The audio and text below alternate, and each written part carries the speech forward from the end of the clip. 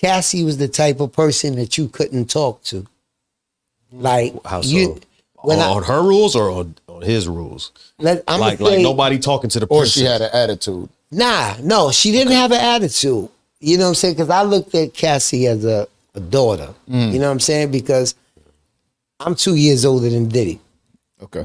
So when he met her, he was 19. He was 30. He was 38. So I'm 40. He was 38. She was 19. She was 19, okay. Right. So then I'm 2 years older than him.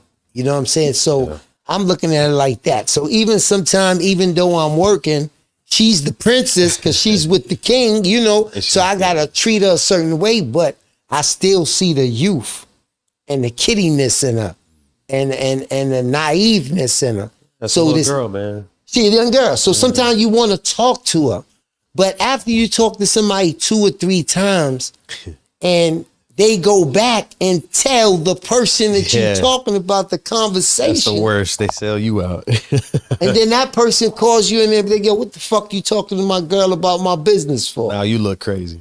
Now you look crazy. Yeah, that's the worst. That's a classic. That's a classic scenario. It's like, you know, you catch somebody cheating on somebody and one's your friend and we all supposed to be friends, but because you want to look out of the goodness of your heart, they go back and talk about it. Well, who'd you hear that from? Kato. And now they both kind of looking at you like you flaw as fuck, but really you was doing a good deed. You was trying to do the right thing. Tough, man. But to your point, it makes you want to never do it again. It makes like, this is what I get for doing a good thing, man. Like, all right, well then y'all go ahead and have that. Go ahead. You know, I remember times I would ask Cassie, are you okay? You all right? Homie might see me talking, you know, he might be in one of the windows of the house. Yo, what Barnes was down there talking to you about? Oh no, he was just asking me if I'm all right. Now you get to yo Barnes, pick up. Fuck you asking my girl if she all right for. Yeah. I heard you want to know I'm telling you she all right. Now it's like, exactly. So it's like, yo, I don't want to talk to you about none of this no more. So when people say that, I'll say I was caught in a catch-22 because at the same time, I got a family to feed. Word. I got kids. And then when I call him the master manipulator because whether it's a girl or a guy, I don't care how hard you is. If you trying to change your life and you trying not to go back to the streets, you working for one of the richest black men in the world, top entertainers, you flying all over the place you seeing. Now, you're getting paid. You're getting paid good for a person that just came home from jail. But the first year or two, you happy, you with a star, you this, that, and the other. But that plays out. Right. And you start like, oh, ho. You start seeing things. I'm doing 18 hours a day. I'm doing 24 hours a day. Sometimes I'm doing 36 hours a day because you're doing an album. Right. So when you doing an album, we all know you locking in. Anytime, yeah. And when you lock don't call in, out, don't take off. We here. We here. And now you can go to sleep, but if you go to sleep, I gotta be up. If you up, I still gotta be up. Right. Be up. Listen, I also imagine, right, working for a star like this, somebody that is a symbol at the time of black excellence, right? He preached it a lot. You don't want to see somebody like this. Like you've been through a lot. Your son, your own personal life, the situation that you went on in the 90s with a manslaughter charge, right? Right. You've been through your own shit. The thing that you actually want for Diddy at this time, I would imagine, is like, I want you to get better. I don't want to see the world take you down. I'm actually hired to protect you. So in a sense, you have to protect him from the world getting him and finding out that he's this person. Right? It's still protection. He's still paying you to be the protector there. Right. So you want to protect his image. Right. And you're doing your best and you're hoping that he could change. You know what I mean? So when he's sitting there telling you, just like he would tell a woman, hey, I'm going to be better. I'm imagining there's times where he's like, I can't do that no more. Or even having a heart to heart with you about this, right? Right. And it's tough. Right. You were also caught in the same position, just like a woman. I'm going to tell you something. You right about those conversations because we had those conversations because a person like Diddy don't have no real friends. So when you security and you with it, you're a personal security. I'm not gonna say security because when you're a personal security, you living with a person, you eating with a person, you doing all type of shit. That you see things and you become that piece sometime that person talks to and confides in. Cause who else? But now that makes it harder for you because can I tell you wrong? Without you holding that, because some people just want yes men around them. Yeah. You know what I'm saying? And if I know that you're the type of person that just want yes men around you, then a person has a habit of just saying yes. But if you a person that's gonna say, yo, can I tell you the truth? Yo, you was dead wrong, and then you sit there and say, yo, you right, da-da-da, but then you bounce back and do the same thing, and then you looking at me again like, damn, da-da-da. Like, you got to admit that it's a sickness. Yeah. But now what that person does is they don't want to look at you no more. So that person acts like they got an attitude every time they see you because they know that if they act like they mad, you ain't going to say shit to them. So you be like, yo, what the fuck is this nigga mad at, yo? And you be saying, yo, I just ain't going to say shit to him all day. Yeah. But he don't want you to say shit to him. Because he got to face that devil inside him because he know that you the one person that know that shit he did was fucked up. That's tough. And I'm going to tell you something. I lived with that, right? I lived with that. Ain't nobody heard nothing from Bonds, period. All these years, nobody heard nothing from me. It wasn't until she brought me into it where I said, Allah subhanahu wa ta'ala might have came to me. You know what I'm saying? And say, yo, you can't keep running away from this because it's somebody that needs your help. Yo, you got daughters. Yo, it's somebody else's daughter. And I kept trying to like, oh, I ain't going to say nothing about this. But then it kept coming to my face and then it came plain to me right there and said, yo, this is what you might need to do. But in order for you to do that, you're going to have to sacrifice who you've moved on from being. Yeah. And I'm going to say that. Your peace. You know what I'm saying? Because I heard Hassan Campbell. Do you know Hassan Campbell? I know Hassan Campbell. Here we go. That's a real interesting character. I don't. He's a real. I know who he is. I know who Hassan Campbell is now because he had, for whatever reason, felt certain. I mean, for rightfully so. I'm not even going to say for whatever reason. I said I don't like him either. I don't like him because he did some weird ass antics on the internet. And me knowing the type of people I allow in my circle and that I would allow myself to connect to, immediately felt like energy that off of a video. You know, I don't know the dude, but off of this video, the energy was like I could never be around somebody like that and those type of antics. And so I was like, yeah, I don't like him either. In an interview with Charleston, and he took offense to it. He made a 40-minute video about me. I turned around. He be chasing views. Yeah, exactly. So I turned around. I trolled him. Yeah. I made a 40-minute video about him. I trolled. I don't know shit about him, so I'm making shit up as I go. And people are like, oh, that's contradicting. Of course, because I have no idea who this fucking guy is. So, you know, I mean, I pressed play on a couple videos to try to like refresh real quick, and my boy was sending me messages like, he's this person, he's this person. I was like, okay, but that's really all I knew about him. But what did he swag, man? He said you crew necks and chains was his thing. Yeah, he's the first person and the only person to ever wear a crew neck t-shirt and a chain. T-shirt and chain. And a hat. Everybody wears chains. But he's the originator. So that's where he we lost copied me. him. That's where he lost me. I said, go on with that shit, man. Yeah. I decided to like gracefully bow out because I would just give him the time. Me and Benzino got into it. We almost got into a goddamn fight over the same thing? Over the conversation about Hassan Campbell. So I was like, what am I going to do? Wasting my time talking about somebody that we're on two different paths in life. Exactly. You know what I mean? Like I'm not in the same, like we're not in the same league. Right. You feel me? Right. You know what I mean? So like I don't want to sit there and compare myself to, shout out to everything he's doing. Good for him. Congratulations. You know what I mean? I don't give a fuck about it. You know what I'm saying? Right. So what did he say about you that got you upset with him? Nah, I mean, my man Big Bootsy sent me a video. He see, I mean, you know, this kid on here talking to you. And I hit the link and it's my man Bootsy, right? Talking back to him. And he's saying, yo, you don't even know my man. And I'm like, yo, who he talking about? But then he said Bonds. And I said, hold up, let me see what this dude talking about. So he was talking about, I didn't even watch the video as far as his video. But I just seen a picture of Diddy on one side. I seen a picture of me on the other side.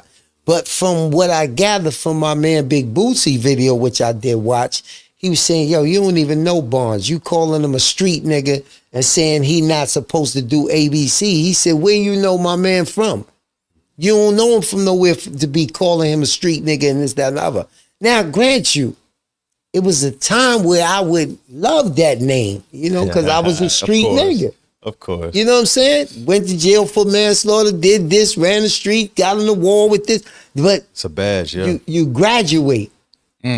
So by him calling me that and comparing me to that on the picture, my man was trying to tell him, like, yo, you don't know him from Ciroc. He sold over 1 million cases. You don't know him from Charles Barkley Vodka. Like, that's where I know Barnes from. He said, and I knew him all his life. But I don't reflect to that before. I reflect to the accolades that he's done now. So by you saying, yo, he a street nigga, you trying to bring him back to where he was and show the wrong picture of him to people. So he was checking him. So I left it at that. I said, I'll let my man check him. That, I'm not going to give him no time. My man Zip the Drip hit me and said something about him being a booty bandit and Bambada. He was, I didn't know nothing about this stuff. I'm like, but I know my cousin Big Nick was locked up with him and said, yo, yeah, I know the kid. And he left it at that. Like, he ain't nothing to about. And I said, okay, that's that. You know what I'm saying? Word on the streets is he got thied. He got thied? Yeah, they got thighs.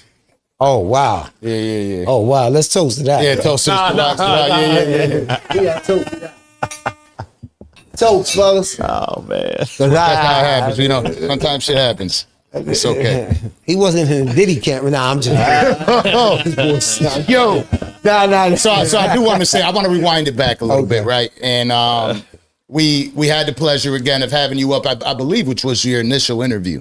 Right. The first time that you decided to talk in front of the cameras about anything that it was in regard to that. Being a protector, I feel as though in that interview, and correct me if I'm wrong, but I feel in that interview, you were still like holding out hope, holding back a little bit. You weren't ready to really speak about it. There was a part of you that you just felt maybe dirty having a conversation about it. Right. And a lot of people attribute that. I'm glad you brought that up too. Because a lot of people say, yo, Barnes know a lot more than he was talking about. Barnes was throwing signals at Puff that he better drop the bag or he gonna start talking. And it ain't have nothing to do with that. It was just me being the man that I am and taking the oath. I've been around a lot of people. You know what I'm saying? Diddy ain't the only celebrity that I've guarded. You know what I'm saying? So I know a lot of things. I'm in the street all the time. I know a lot of things. I just didn't feel comfortable talking about his business like that, right? Now, him being disloyal to me is a whole different subject. It ain't have nothing to do with this subject. So whatever me and him was going on through that, I know how to keep that to the side. That had nothing to do with what I was holding back. What I was holding back was because I wasn't comfortable talking on nobody mic at that time. But like I said, so many things have come to me since then that I feel like it's my business to talk now. And whoever don't like it, don't like it. They could, eat a dick. Well, I don't give a fuck. But, I'm going to tell it like it is. And I'm going to tell the truth about it. Well, that makes absolute sense. Yeah, that's the thing, man. If it happened, it happened. We can all talk about theoreticals, but the facts is facts. Whether I like it, you like it, whoever likes it. If it really happened, it is what it is. Deal with those consequences. You know what I'm saying? Right. I saw you put something on your IG about, you don't always know when or how you're going to find your calling. So it's interesting to hear you say like how this stuff kind of came your way. And it's like, man, I kind of have a duty to advocate for these people out here because lo and behold, there's a lot more people than you think. And also, like you said, it's not just women. It's men, women, and children. Everybody, a lot of people deal with this kind of thing. There's a lot of manipulative motherfuckers out there that will take advantage of every opportunity they can possibly take, no matter how or where it comes from. And it's usually to the people that are closest to them, that trust them the most. Okay, so they don't always have a voice. And even if they do have a voice, they're not going to speak on that person because they somewhere in their mind, it's a Stockholm situation where they still got love and respect for that person. So they try to spare them. So it's a tightrope walk.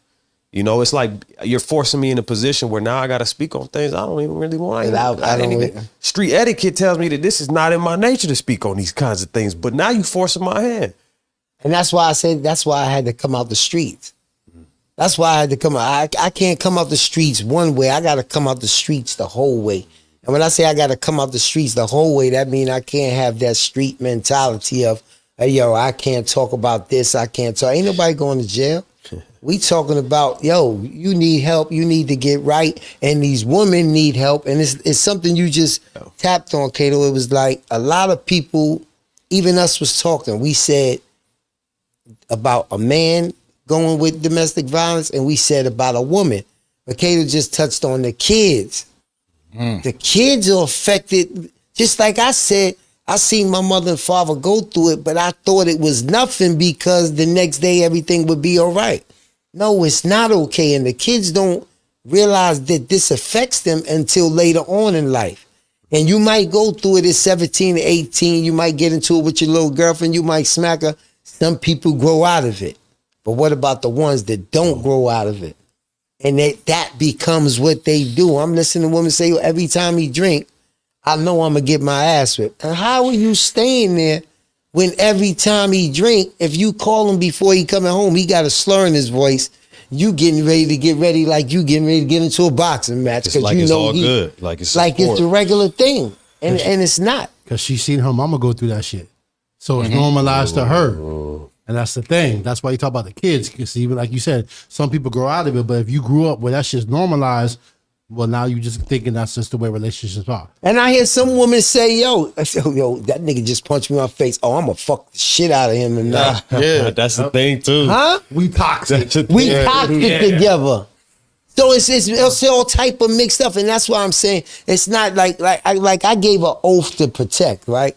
And this is what I want people to really take 10, 15 seconds to really think about. Okay, this is somebody who has yes men all around them at all the times. This is somebody that's giving me a check every week. This is the billionaire, this, that, and the other. Why do you think being with this man for 10 years, the only person that she mentions in that whole lawsuit as protecting her was me? And I ain't been around them since 2012. That's telling me since 2012, ain't nobody else helped her. Nobody looking out for you. You see what I'm saying? So how can you come at me and say, oh, you just stood by this, that, and the other? Maybe I didn't talk about it before, but we could talk about it now because she brought me into it. But think about how many people is around them that she can think back to the dude who left in 2012. And she didn't break up with him until 2018. So you got to say this whipping that she had in 2016, we all know. And what people got to realize is when people whip people ass like that, 9 times out of 10, it's them alone with them. It's nobody else that's going to be around to help them. Yeah. They know they getting their ass whipped though, because when they was out that night, they said something they wasn't supposed to say, and that person gave them that look. Yeah. Wait till I get your ass. Oh, yeah. So you probably seen that a few times, that look. Of course.